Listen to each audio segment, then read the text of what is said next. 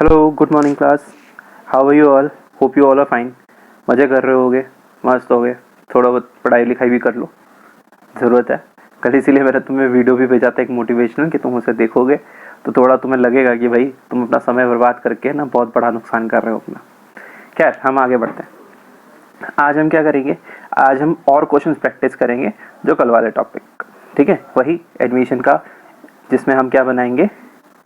जिसमें हम बनाएंगे आपका evaluation, partners capital, balance sheet, ठीक है, और वही जर्नल एंट्रीज और वही सारी चीज़ें। थोड़े ज़्यादा क्वेश्चन इसी टॉपिक के बार बार इसलिए करवा रहा हूँ क्योंकि अभी बहुत सारा बेस बनाना है और अल्टीमेटली ये क्वेश्चन तो गारंटी ही है कि आएगा ही आएगा 8 नंबर में, तो इसे तो हमें तो बहुत अच्छे से करना ही करना है, हमारे पास कोई और ऑप्शन है भी नहीं। ठीक है, तो शुरू करते हैं। आज हम करेंगे टी.एस. गरेवाल का क्वेश्चन नंबर 63। क्वेश्चन नंबर 63 आप सबकी स्क्रीन पर दिख रहा है, आई होप। यह है क्वेश्चन नंबर 63।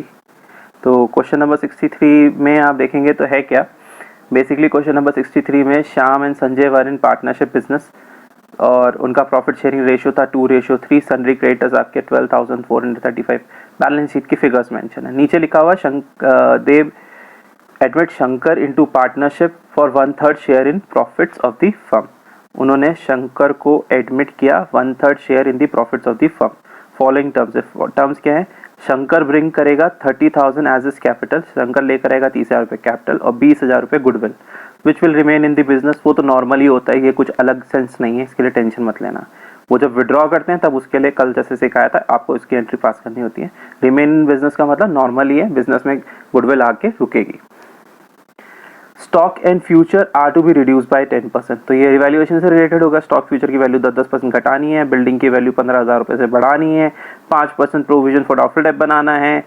अब ये वाला ई वाला पॉइंट जरा ध्यान से देख लें, उसमें काफ़ी बच्चों को कन्फ्यूजन होती है कि there is an unaccounted accrued income, accrued commission income of 2400 with two be provided for. Full stop है, मतलब एक एडजस्टमेंट, ये दो एडजस्टमेंट साथ में है ना, बच्चे साथ में मिला देते दोनों को। तो यहाँ ध्यान से समझो, अनअकाउंटेड अक्रूड इनकम मतलब अक्रूड कमीशन। अक्रूड कमीशन क्या होता है? अक्रूड इनकम क्या होती है? एसेट होती है। तो अक्रूड कमीशन है मतलब कमीशन हमें जो मिलना है पर अभी मिला नहीं है 2400 रुपये का, उसको हमें रिकॉर्ड करना है। तो ये तो एसेट हुआ, एसेट बनेगा तो क्या होगा? डेबिट हो जाएगा और रिवैल्यूएशन क्या हो जाएगा? क्रेडिट हो जाएगा। एंट्री क्या बनेगी? Accrued commission account debit 2400 to revaluation 2400। फिर एक और पॉइंट क्या कह रहा है, अब ये थोड़ा सा नया है। A debtor whose dues of 4800 were written off as bad debt। एक डेटर जिससे हमने 4800 लेने थे, हमने उसका अकाउंट क्या कर दिया था? रिटर्न ऑफ कर दिया था एज बैड डेट। हमारे हिसाब से तो वो तो पैसा डूब गया, बट बंदे ने फिर भी हमें 50% इन सेटलमेंट दे दिया। मतलब हमने उसको बैड डेट कह दिया था, बैड डेट कह दिया था, लेकिन बाद में वो हमें मिला और उसने हमें 50% दे दिए। तो जब वो पैसा देता है ना, बैड डेट जब हमें बाद में मिल जाती है तो उसे हम क्या कहते हैं? क्लास 11 में पढ़ा था ना, क्या कहते हैं उसे? Bad debt recovered. तो एंट्री क्या होगी? पैसा आएगा cash account debit to bad debt recovered. कितना अमाउंट आएगा आपका? हाफ अमाउंट आएगा, 2400 ही रिकवर हो पाएंगे। Cash account debit to bad debt recovered 2400। और इसके बाद क्या होगा? फिर वो बैड डेट रिकवर्ड का पैसा रिवैल्यू जो गेन हुआ बैड डेट रिकवर्ड का, वो हम ट्रांसफर कर देंगे रिवैल्यूएशन अकाउंट में। आगे समझाऊंगा एंट्री पास करके कैसे करेंगे। फिर आता है आउटस्टैंडिंग रेंट कितने का था हमारा? आउटस्टैंडिंग रेंट था 4800। एफ वाला पॉइंट, लास्ट वाला पॉइंट देखो, आउटस्टैंडिंग रेंट आपको बनाना है। आउटस्टैंडिंग रेंट आपको दे रखा है, कितने का दे रखा है? 4800 का। तो आउटस्टैंडिंग रेंट है आपका 4800, इसके लिए भी हम एंट्री पास करेंगे। तो देख लेते हैं कैसे करना है क्वेश्चन। सबसे पहले तो हम क्या निकालेंगे? न्यू पीएसआर निकालेंगे। ओल्ड पीएसआर आपका कितना था? 2:3। इन्होंने शंकर को एडमिट किया 1/3 शेयर के लिए, और ये नहीं बताया शंकर को शेयर कैसे मिला। तो ओल्ड पीएसआर श्याम और संजय का कितना था? 2:3। इन्होंने एडमिट किया शंकर को कितने शेयर के लिए? 1/3 शेयर के लिए। रिमेनिंग शेयर कितना है? 1 - 1/3 दैट इज 2/3। 2/3 शेयर श्याम और संजय में बढ़ जाएगा, किस रेशियो में? ओल्ड रेशियो में, क्योंकि ये तो बताया नहीं कैसे बढ़ेगा, तो केस नंबर 1 के हिसाब से होगा सॉल्व। 2:3 आपका ओल्ड पीएसआर, ओल्ड पीएसआर में जो रिमेनिंग शेयर है 2:3 वो बढ़ जाएगा। तो शाम का निकालेंगे। 2/3 का शाम का कितना होगा? 2/5। 2/3 और 2/5 शाम का कितना हुआ? 4/15। इसी तरह संजय का निकाला, 2/3 का 3/5, 2/3 का 3/5, तो संजय का कितना है? 6/15। और शंकर का तो क्वेश्चन में ही गिवन था 1/3 शेयर। कितना शेयर गिवन था? 1/3 शेयर। तो 1/3 इंटू 5/5 करा, आपके पास वो कितना आ गया 5/50। सबका बेस सेम कर दिया। अब क्या होगा, न्यूमरेटर्स एक रेशियो में मेंशन किए जा सकेंगे। तो 4:6:5 हर क्वेश्चन में हम ऐसे ही करते आ रहे हैं, कुछ खास नहीं है। इसके बाद हम सेक्रीफाइसिंग निकालेंगे। सेक्रीफाइसिंग का फॉर्मूला क्या है, old PSR minus new PSR. तो आप देखेंगे ओल्ड पीएसआर शंकर और संजय का कितना था, शाम की शंकर संजय बोल रहा हूँ, शाम और संजय का कितना था, शाम का कितना शेयर था ओल्ड पीएसआर में 2/5 और संजय का कितना ओल्ड शेयर था 3/5। अभी न्यू पीएसआर कितना है, शाम का है 4/15 और संजय का कितना है 6/15। तो हम निकाल लेते हैं। शाम का निकाला ओल्ड पीएसआर 2/5 माइनस 4/15 2/15 आया। संजय का निकाला 3/5 माइनस 6/15 तो उसका भी आया 3/15। बेस ऑलरेडी सेम है तो न्यूमरेटर्स को हम एक रेशियो में मेंशन कर सकते हैं और हमारा सेक्रीफाइसिंग रेशियो आ गया कितना 2:3। तो ये तो हो गया हमारा सेक्रीफाइसिंग रेशियो कैलकुलेट करना। अब आते हैं मेन मुद्दे पर। मेन मुद्दे पे कैसे, अब हम निकालेंगे करना शुरू करेंगे जर्नल एंट्री। तो सबसे पहला पॉइंट क्या है, उसमें क्वेश्चन में क्या देखा है, Shankar is to bring 30,000 as capital. Shankar को लाना है, कितना लाना है, शंकर को लेकर आना है 30,000 as capital and 20,000 as goodwill. Shankar को 30,000 रुपए एज कैपिटल लेकर आना है और 20,000 रुपए एज गुडविल लेकर आना है। ठीक है जी, चलो तो एंट्री पास करनी शुरू करें। तो ये होगी पहली एंट्री। पहली एंट्री क्या होगी, पहली एंट्री होगी आपकी cash account debit to Shankar capital account. Shankar capital के लिए 30,000 और वो गुडविल के प्रीमियम के लिए कितना है 20,000। तो cash account debit to Shankar capital 30,000 to premium for goodwill 20,000। तो ये हो गया पहली एंट्री। अभी हम क्या करेंगे, अब ये जो आपकी प्रीमियम फॉर गुडविल थी इसको बांट देंगे ओल्ड पार्टनर्स में, यानी श्याम और संजय में। किस रेशियो में, सेक्रीफाइसिंग रेशियो में। सेक्रीफाइसिंग रेशियो अभी कितना निकाला था हमने 2:3। तो 20,000 को 2:3 में हमने बांट दिया, 8,000 और 12,000 आ गया। ठीक है, 8,000 और 12,000 आ गया। 2/5 3/5 20,000 का करा तो 8,000 और 12,000 निकल कर आ गया। तो premium for goodwill account debit कितने से 20,000 to Shyam capital account 8,000 to Sanjay capital account 12,000। जो वो गुडविल का पैसा लाया था, जो क्वेश्चन में मेंशन था 20,000 रुपए, वो ओल्ड पार्टनर्स में सेक्रीफाइसिंग रेशियो में बांट दिया। आपकी वैल्यूज आ गई 8,000 और 12,000। अभी क्या करना है, अभी ये तो एंट्री हो गई प्रीमियम फॉर गुडविल की जो बात थी वो हो गई और वो जो 30,000 20,000 वाली बात कर रहा था वो हो गई। अब अगला पॉइंट उसने क्या दे रखा है, अगला पॉइंट उसने दे रखा है, देखो अब बी वाला पॉइंट पढ़ो, stock and furniture are to be reduce by 10%। कह रहा है स्टॉक और फर्नीचर की वैल्यू को हमें 10% घटाना है। तो घटाते हैं, स्टॉक कितने का है कितने का, पहले ये देखते हैं।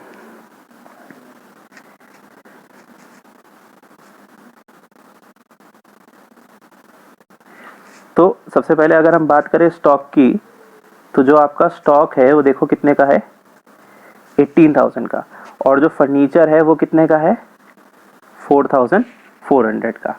तो दोनों की वैल्यू को 10% घटाना है। तो स्टॉक की वैल्यू को 10% घटाएंगे तो कितना होगा, 10% ऑफ 18,000 कितना होगा 1,800। और फर्नीचर की वैल्यू 4,400 है, 4,400 है, इसका 10% निकालेंगे तो कितना होगा 440।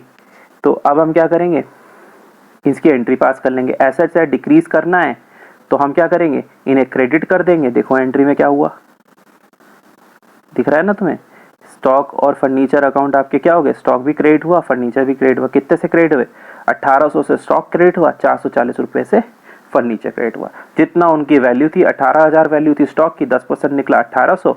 4,400 वैल्यू थी आपकी फर्नीचर की, उसका 10% निकला 440। तो ये दोनों आपके क्रेडिट हो गए, क्योंकि एसेट डिक्रीज जब हम करते हैं तो क्या करते हैं, हम क्रेडिट करते हैं। तो इसलिए हमने उस दोनों को क्या करा, क्रेडिट करा, और जो रिवैल्यूएशन में इन दोनों की वैल्यू जोड़ी अकाउंट में डेबिट कर दिया। ठीक है, जैसे सिखाया था रिवैल्यूएशन बनाते हैं। तो ये हो गई एंट्री स्टॉक और फर्नीचर की। इसके बाद अच्छा जी, इसके बाद है उसने और क्या बोला था, अगला पॉइंट देखते हैं। हाँ, कह रहा डी वाला पॉइंट देखो बेटा, डी वाले पॉइंट में क्या कह रहा है, a provision of 5% is to be made on sundry debtors for doubtful डेब्ट। कह रहा है 5% का प्रोविजन बनाना है डेटर्स पे फॉर डाउटफुल डेब्ट। तो आपका जो डेटर है वो कितने का दे रखा है, डेटर आपको दे रखा है 5,500 का। देखो आप डेटर कितने का है, डेटर है आपका 5,500। तो इसका 5% कितना होगा, निकालो जरा कॉपी में फटाफट। 5500 का 5/100 कितना आएगा, 275। प्रोविज़न बनाना है, प्रोविज़न को मैंने किस तरह से ट्रीट करने को कहा था, लाइबिलिटी की तरह ट्रीट करने को कहा था, लेकिन बार बार ये बात बोल रहा हूँ वो लाइबिलिटी नहीं होता है, ठीक है। तो लाइबिलिटी की तरह ट्रीट करने को, अगर लाइबिलिटी बढ़ती है तो क्या होती है, क्रेडिट होती है। तो प्रोविज़न क्या होगा, क्रेडिट हो जाएगा। कितने से क्रेडिट होएगा, कितना बढ़ाना है, 275 बनाना है, पहले से कुछ भी नहीं है। तो प्रोविज़न फॉर डाउटफुल डेब्ट आप क्रेडिट करेंगे, कितने से करेंगे, 275 से करेंगे। और डेबिट किसे करेंगे, रिवैल्यूएशन को करेंगे। तो ये आपकी देखो अगली एंट्री हो गई।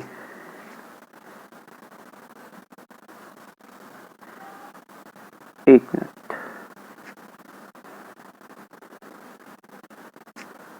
तो ये आपकी बेटा देखो अगली एंट्री हो गई, ये देखो।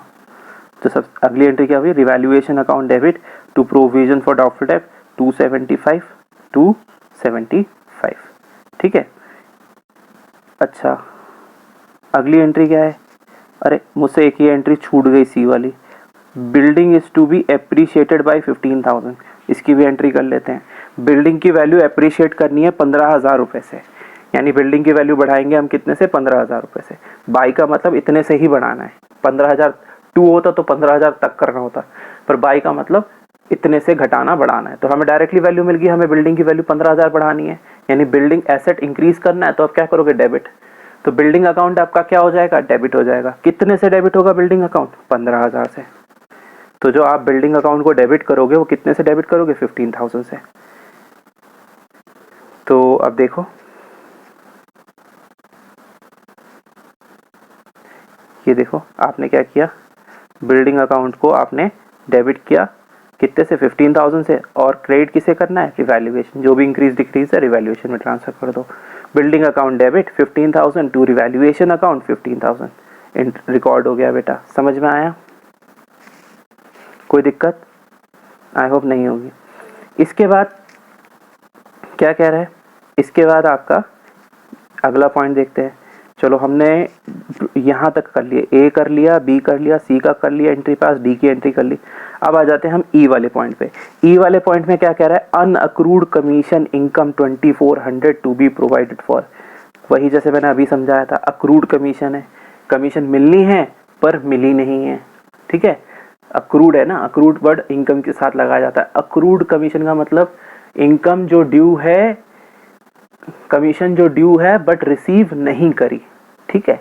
कमीशन जो ड्यू है बट रिसीव नहीं करी। अभी इसको हमने क्या करना है, आपको क्या करना है, इसको रिकॉर्ड करना है। रिकॉर्ड करोगे तो जो अक्रूड कमीशन होते हैं, अक्रूड इनकम जिन्हें हम कहते हैं, अक्रूड इनकम्स क्या होती हैं, आपकी एसेट होती हैं। आउटस्टैंडिंग इनकम्स क्या होती, आउटस्टैंडिंग एक्सपेंसेस क्या होते हैं, वो आपकी लाइबिलिटीज होती है।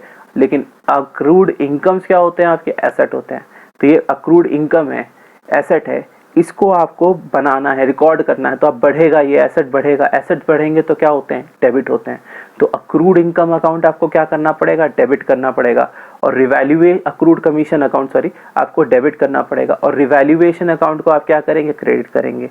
तो ये आपकी इस 2400 की एंट्री हो जाएगी। साथ के साथ एक और पॉइंट भी पढ़ लेते हैं, दोनों की एंट्री वहीं दिखा दूंगा आपको।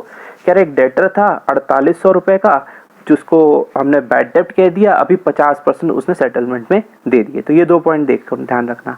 एंट्री देखो अब जरा, सबसे पहले तो अक्रूड कमीशन मैंने बताया था ना, एसेट है, रिकॉर्ड करेंगे तो क्या हो जाएगा, डेबिट हो जाएगा। तो अक्रूड कमीशन अकाउंट डेबिट हुआ, कितने से डेबिट हुआ, जितना उसे क्वेश्चन में बताया था 2400।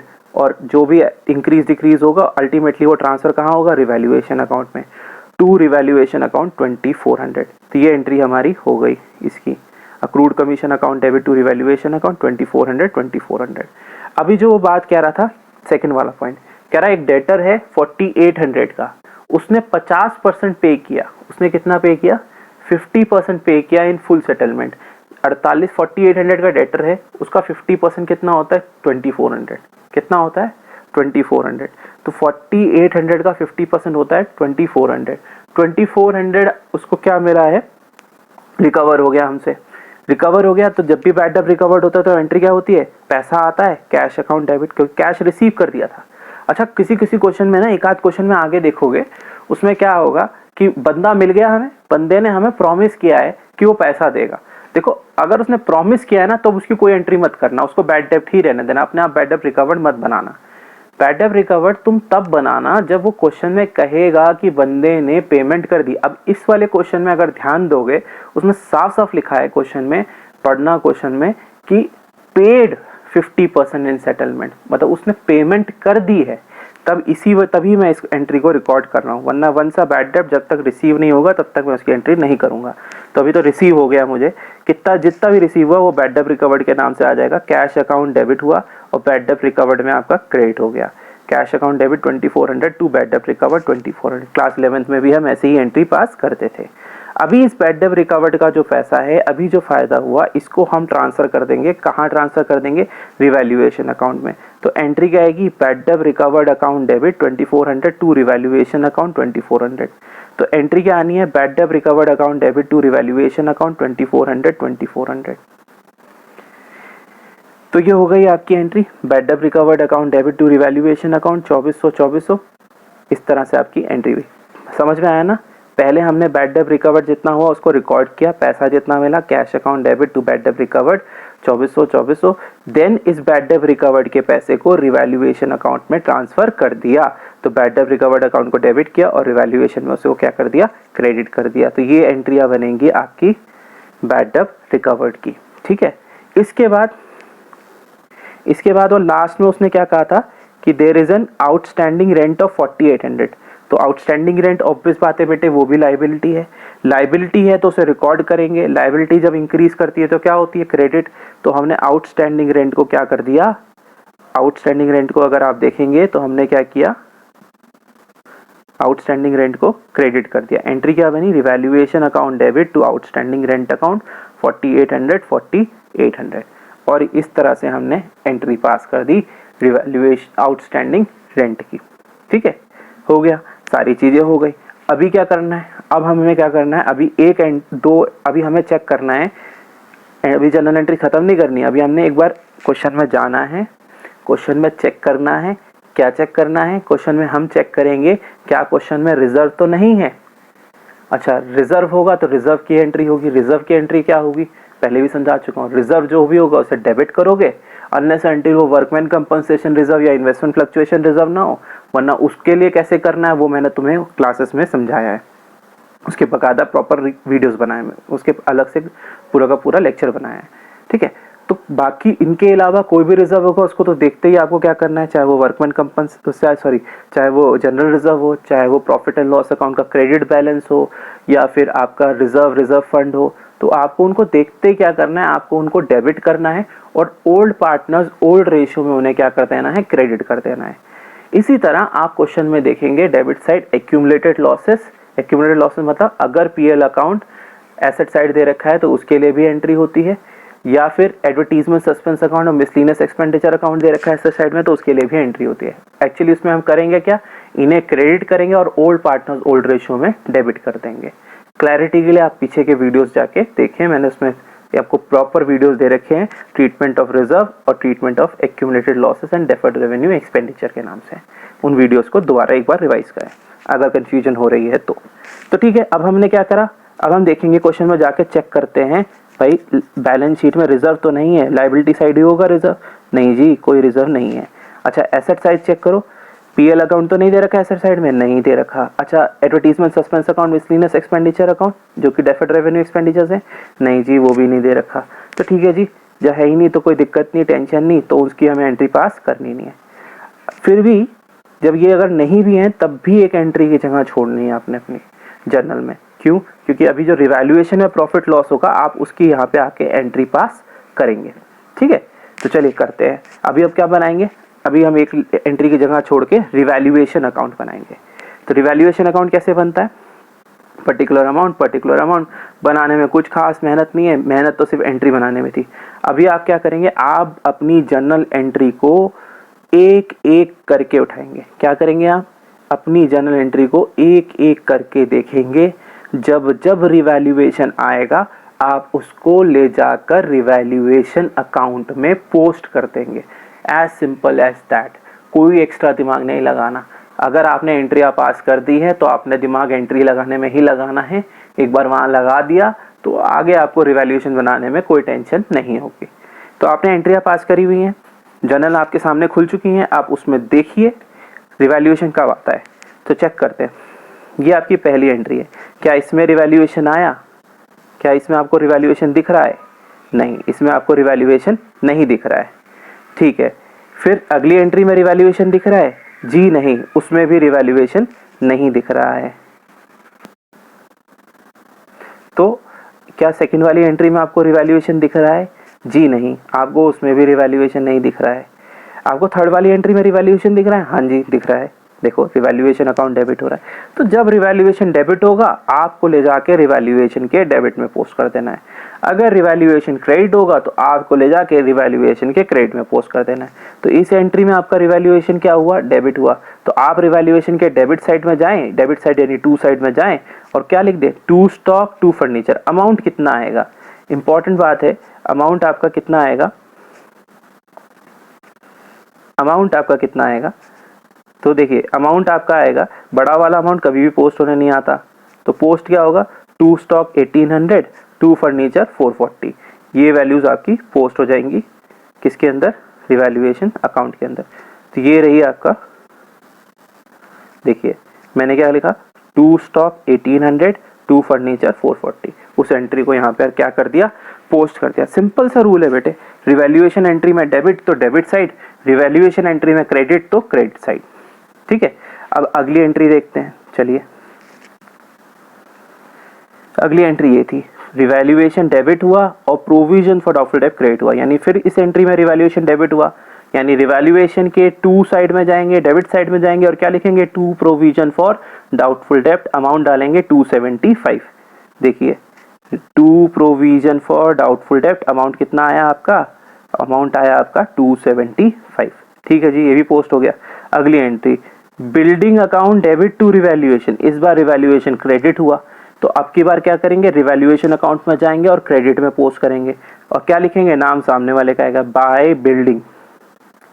तो देखिए, हम गए रिवैल्यूएशन में और हमने बाई साइड में लिखा बाय बिल्डिंग। जितना अमाउंट था 15,000 का अमाउंट था, बाय बिल्डिंग 15,000। ठीक है, आगे देखते हैं। फिर अगली एंट्री थी accrued commission account debit to revaluation.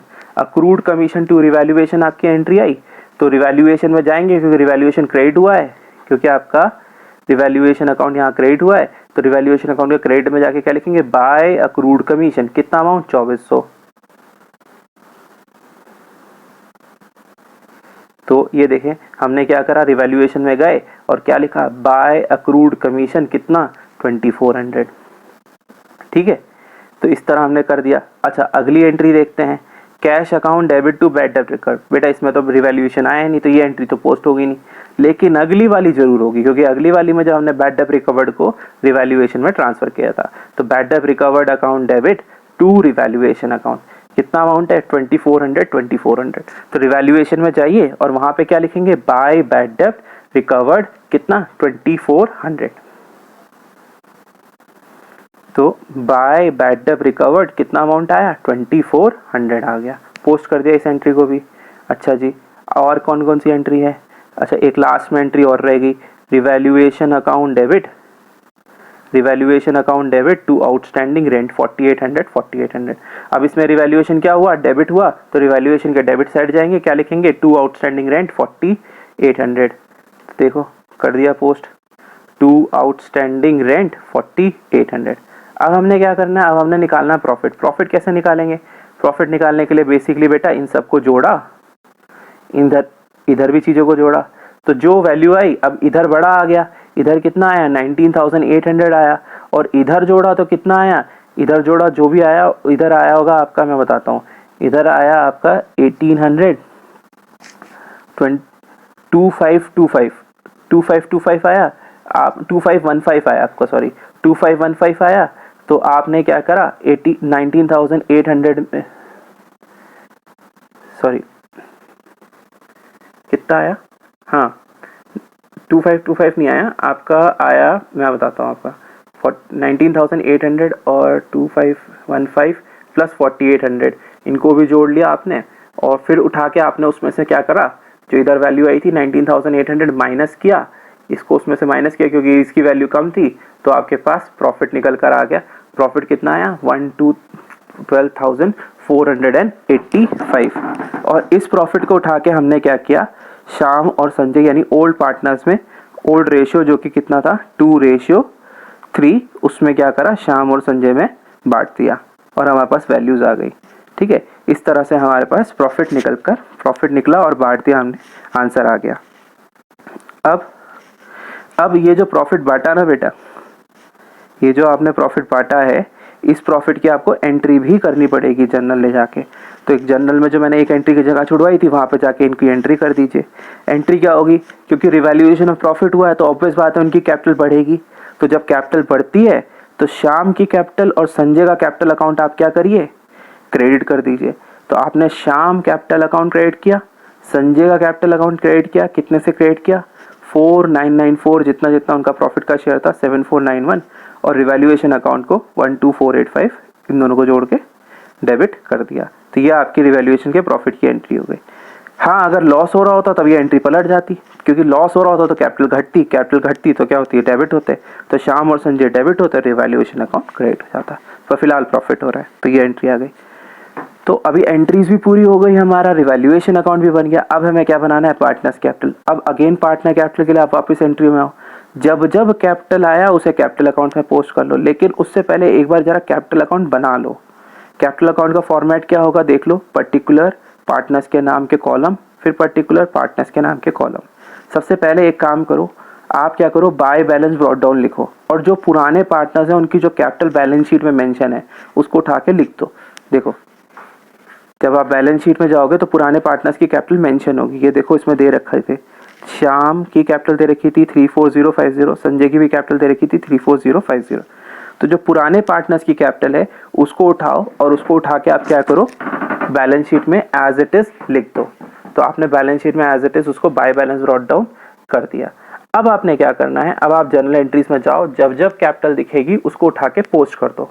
तो आपको कैपिटल दिख रही है, ये देखो दिख रही है, शंकर कैपिटल अकाउंट दिख गया। जैसे ही कैपिटल अकाउंट दिखेगा तो समझ जाओ पोस्ट करना है। अभी इस एंट्री को कहाँ पोस्ट करना है, इस एंट्री को पोस्ट करना है शंकर के कैपिटल अकाउंट में। कहाँ पोस्ट करोगे, डेबिट में कि क्रेडिट में।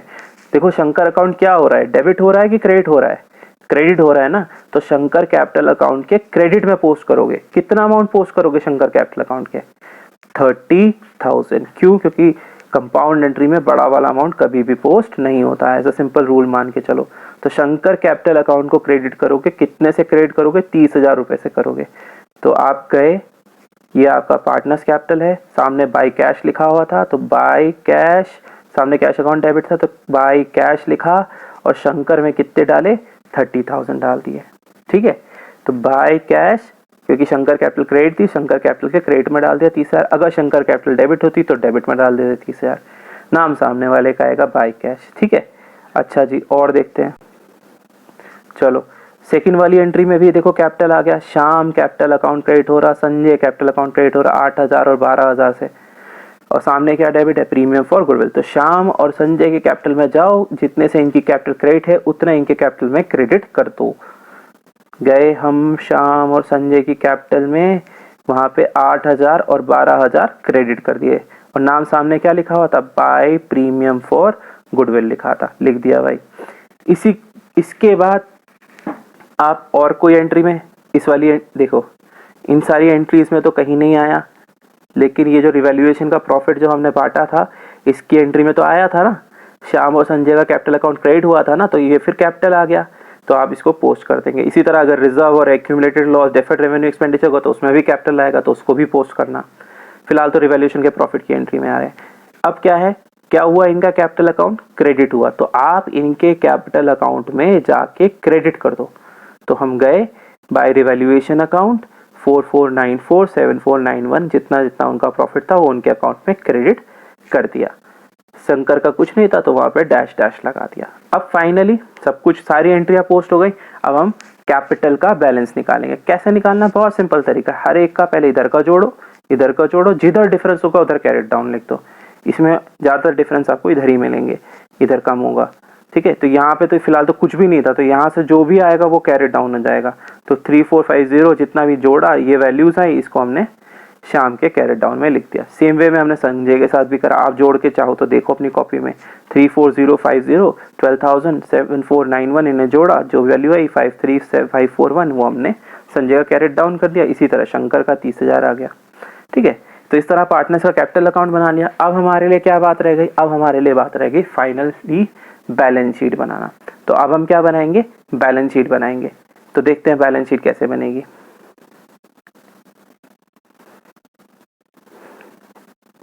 ओके, देखो बैलेंस शीट मैंने तुम्हें पहले ही बताई थी, तुम्हारी बैलेंस शीट इन्हीं वैल्यूज पे बनेगी। ठीक है, बस आपको अपने हिसाब से चेंज करना है। अब देखो सबसे पहली बात तो आती है कैश, और मैं अगर तुम्हें दूंगा ना तो मुझे पता है कल तुम सबके सब इसमें गलती करके दिखाओगे। मैं बताता हूँ क्यों। क्योंकि तुम एक बात याद रखोगे कि नया पार्टनर 30,000 रुपये कैपिटल के लाया, 20,000 रुपये गुडविल के लाया, तुम लिखोगे 50,710। पर ध्यान से देखना बेटा,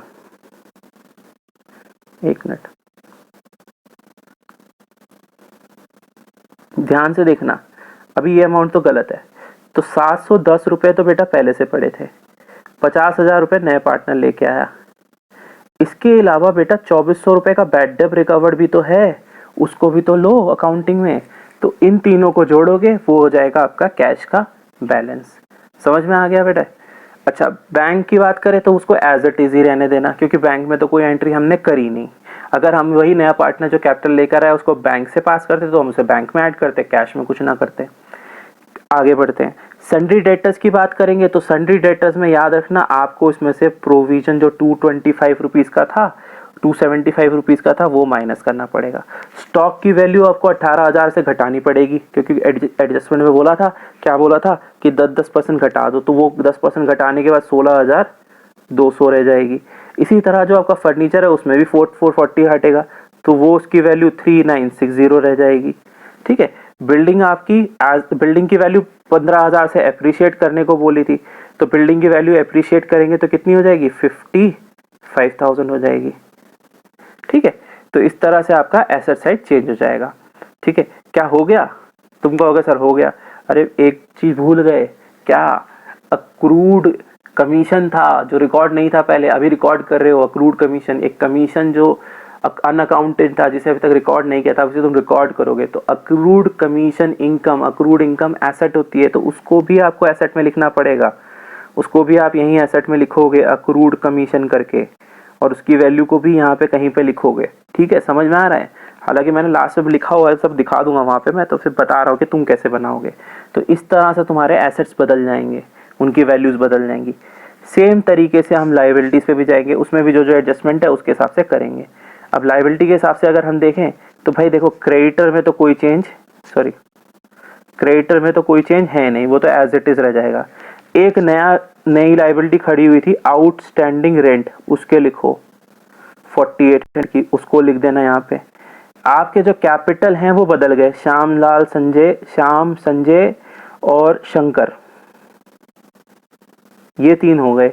अब इनकी जो कैपिटल है उसको आप यहाँ लिखो, श्याम की श्याम में लिखो, संजय की संजय में लिखो, शंकर की शंकर में लिखो। जितनी जितनी इनकी कैपिटल है आप उसको उठा के इनके उसमें लिख दो। पुरानी वाली नहीं आएगी, वो तो कट गई है। और ये कैसे पता चलेगा नई वाली, जो अभी हमने पार्टनर कैपिटल अकाउंट बनाया था, मैं दिखाता हूँ आपको, जो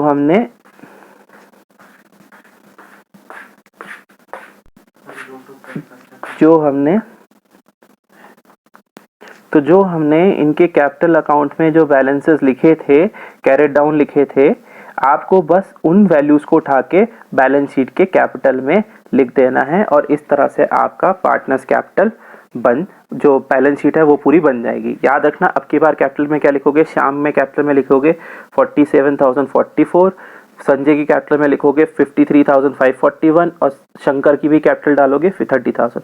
तो बेसिकली ये जो कैरेट डाउन है ये कैपिटल अकाउंट का बैलेंस है, ये उनकी कैपिटल की वैल्यू हो गई है, ये नई बैलेंस शीट में आएगी। आई होप समझ में आया कि कैसे करना है, क्या करना है।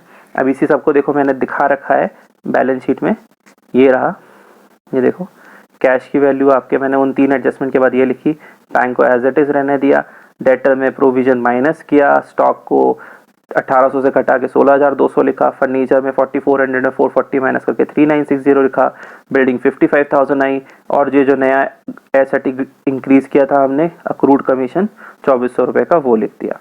सिमिलर वे में लाइबिलिटी में जैसे मैंने बताया sundry creditor as it is रहे, आउटस्टैंडिंग रेंट 4800 और आपके जो कैपिटल जो नए बैलेंसेस मैंने बताए थे वो लिख दिए। अब हमने क्या किया, लास्ट में फाइनली बैलेंस शीट का टोटल किया। एसेट साइड लाइबिलिटी से मैच कर रही है तो बहुत हद तक चांसेस है कि तुमने क्वेश्चन पूरा का पूरा सही कर लिया। तो इस तरह से आपका ये वाला क्वेश्चन हो गया। अब ये तो क्वेश्चन मैंने कराया, ये तो समझ में आया। अब एक क्वेश्चन आप लोग प्रैक्टिस करोगे, वो क्वेश्चन कौन सा होगा, ये वाला क्वेश्चन होगा। मैं आपको भी इसे व्हाट्सएप भी भेजूंगा, ठीक है। तो ये वाला क्वेश्चन है, क्वेश्चन नंबर 66 है टीएस गरेवाल का। आपको इसको प्रैक्टिस करना है। कैसे करेंगे देख लीजिए कि इसमें मैं खाली मोटी मोटी इंपॉर्टेंट बातें बताऊंगा, समझाऊंगा। मैं इसको सॉल्व नहीं कर रहा हूँ, सॉल्व आप लोग खुद करेंगे। मैं सिर्फ आपको हेल्प कर रहा हूँ कि आप कैसे इसकी एंट्रियाँ पास करेंगे। क्वेश्चन नंबर है 66। क्वेश्चन नंबर 66 में क्या है कि एक्स वाई आर पार्टनर्स, उनके पार्टनर्स है, ये कहानी दे रखी है। इंपॉर्टेंट बात एक बात नोट कर लो, employ provident fund, employ provident fund ये लाइबिलिटी है, ठीक है। इसे कोई रिजर्व मत मानना। एम्प्लॉय प्रोविडेंट फंड हमेशा लाइबिलिटी होता है, जबकि वर्कमैन कंपनसेशन रिजर्व एक रिजर्व है, ठीक है। चलिए, और इसमें एक बात और, इस पे देखना पीएल अकाउंट दे रखा है एसेट साइड, तो ये एक्यूमुलेटेड लॉस दे रखा है। एक इसकी भी एंट्री पास होगी। इसकी एंट्री क्या पास होगी कि इसको आप क्या करोगे, क्रेडिट करोगे और ओल्ड पार्टनर्स को ओल्ड रेशियो में डेबिट करोगे। ये एक्यूमुलेटेड लॉस की जो एंट्री थी, जिसको याद ना आ रही हो वो लेक्चर खोले एक्यूमुलेटेड लॉस वाला, उसमें देखिए मैंने क्या एंट्री बताई थी। ओल्ड पार्टनर्स ओल्ड रेशियो में डेबिट होते हैं और आपका जो एक्यूमुलेटेड लॉस है यानी प्रॉफिट एंड लॉस अकाउंट वो क्या हो जाएगा, क्रेडिट हो जाएगा। अच्छा, क्वेश्चन में आते हैं। देखिए उसमें जेड पार्टनरशिप में एंटर करता है 1/8 शेयर के लिए। अब यहाँ पे क्या करेंगे बच्चे, यहीं तक देखेंगे और आगे नहीं पढ़ेंगे। यहाँ पे एक पॉइंट लिखा हुआ है, Z acquires his share from x. तो क्या कह रहा है, जेड ने जो अपना सारा का सारा शेयर किससे एक्वायर किया है, एक्स से एक्वायर किया है। तो जेड ने अगर अपना सारा का सारा शेयर एक्स से एक्वायर किया है तो इम्पॉर्टेंट बात क्या है कि भाई सेक्रीफाइस सिर्फ एक्स ही कर रहा होगा, वाई नहीं कर रहा होगा, ठीक है। तो सारा का सारा जो भी जेड जो प्रीमियम फॉर गुडविल लेके आएगा, जो 12,000 वो गुडविल का लेकर आ रहा है, वो सारा का सारा एक्स को मिलेगा, उसमें वाई को कुछ भी नहीं मिलेगा क्योंकि वाई सेक्रीफाइस नहीं कर रहा है, ठीक है। फिर बाकी तो सब सिंपल है, वहाँ कहीं दिक्कत आने वाली नहीं है। तुम एक बार करके देख लेना, तुम्हें कोई दिक्कत आएगी तो तुम मुझसे पूछना, मैं तुम्हें इसका सॉल्यूशन भी प्रोवाइड कर दूंगा। सिंपल है बेटा, एम्प्लॉय प्रोविडेंट फंड की लाइबिलिटी आपको इंक्रीज करनी है 5,000 से, 5,000 इंक्रीज बाई 5,000 तो 5,000 से बढ़ानी है। तो आप बस एंट्री पास कर देना, लाइबिलिटी इंक्रीज करनी, रिवैल्यूएशन टू ईपीएफ 5,000 और जब नई बैलेंस शीट बनाओगे तो ईपीएफ यहाँ पे 15,000 का हो जाएगा। वर्कमैन कंपनसेशन रिजर्व आपको क्वेश्चन में दे रखा है 5800 का। नीचे एडजस्टमेंट में कहीं पे भी liability for workman compensation mention नहीं है। तो यानी ऐसे हालात में, क्योंकि अगर कोई ज़रूरत लाइबिलिटी हमारी वर्कमैन कंपनसेशन के लिए नहीं है तो ये सारा का सारा क्या होता है, फिर 5800 क्या होता है, सारा का सारा ओल्ड पार्टनर्स ओल्ड रेशियो में बढ़ जाता है, ठीक है। इसमें एग्जैक्टली रिवर्स रिजर्व वाला ही ट्रीटमेंट लग जाता है। जिसको इन सब में बातें नहीं समझ में आ रही कि मैंने वर्कमैन कंपनसेशन रिजर्व के बारे में क्यों ऐसा कह रहा हूँ करने को, उससे मैं रिक्वेस्ट करूंगा तो प्लीज़ मेरी वीडियो जाके देखें कैसे हमें वर्कमैन कंपनसेशन रिजर्व की ट्रीटमेंट करनी है, ठीक है। चलिए, ये सारी चीज़ें होंगी बेटा, यही सारी चीज़ें इसमें दे रखी थी, ये आप करेंगे। मेरा मन तो बेटा आज एक क्वेश्चन और करवाने का था तुमसे प्रैक्टिस, लेकिन उसी समय मैंने RN भारद्वाज का एक स्टेटस देख लिया और मेरी आंखों से आंसू निकल पड़े और उस वजह से मैंने एक और क्वेश्चन तुम्हें नहीं दे रहा हूँ। वरना मैंने एक क्वेश्चन देखोगे मैंने ये भी तैयार करके रखा हुआ था तुमसे डिस्कस करने के लिए, पर मैं इसे डिस्कस नहीं कर रहा हूँ ड्यू टू RN भारद्वाज, ठीक है। अब उसका स्टेटस क्या है तुम सब जानना चाह रहे होगे, तो अभी आगे जो वीडियो में मैं तुम्हें दिखाता हूँ और उसी के साथ मैं अपनी क्लास ख़त्म कर रहा हूँ। I hope you enjoyed my class, तुम्हें समझ में आया होगा। प्रैक्टिस करो, करना ज़रूरी है, तभी तुम सीख पाओगे अच्छे से। ओके बेटा, all the best, take care. और हाँ प्लीज़ उसका लास्ट में वीडियो ज़रूर देख के जाना, ठीक है। चलो बेटे, बाय।